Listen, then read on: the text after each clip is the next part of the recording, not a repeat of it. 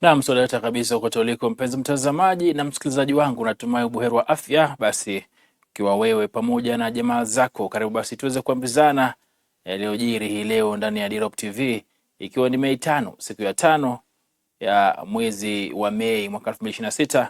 Mie ni wako Dickens Luvanda Boniface Mredhe. Basi anatusaidia katika ukalimani wa leo, kujuze tu mmoja wapo ya taarifa ambazo basi tumeweza kukuandalia ni yake Rais William Ruto ambaye basi ameweza kumaliza ziara yake ya siku 2 Tanzania.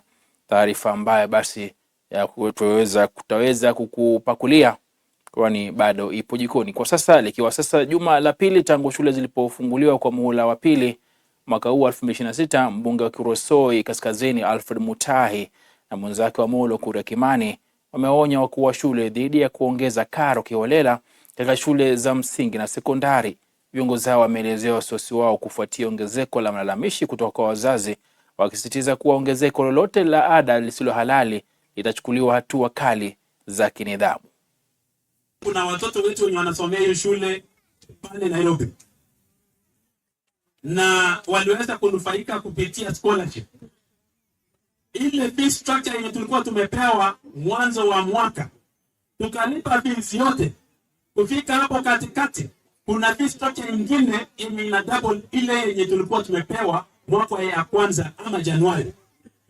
Tukagundua hii maneno, kuna biashara imeingia ndani. And we have to raise the issue. And that is why mliona juzi PS wa education Bwana Bitoka ni sanction hiyo shule, investigation ifanyike. Si you know the school? Wengine wamesikia. Siwezi hitaji kutaja jina hapa, lakini nataka hii ujumbe iende kwa kila shule. Viongozi wa shule kuanzia principal na board. Ni kauli yote yenye mnafanya, mfanye kauli mkijua wazazi ndio wenye wanalipa fees, hata nyinyi pia ni wazazi. Usifungue biashara, don't privatize a school that is above the school. Na iko na regulations ambayo inasimamia guidelines ya payment of school fees. It's a message to the schools. Wale wenye wamefungua wameona opportunity kwamba ni kama serikali hawaoni. Tunataka tuwaambie tuko macho. Mwalimu yoyote, wacha nirudie kwa mwenye hakusikia.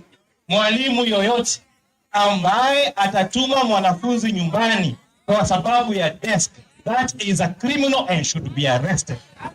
Because ECDF, for every class we build, tunaweka nini?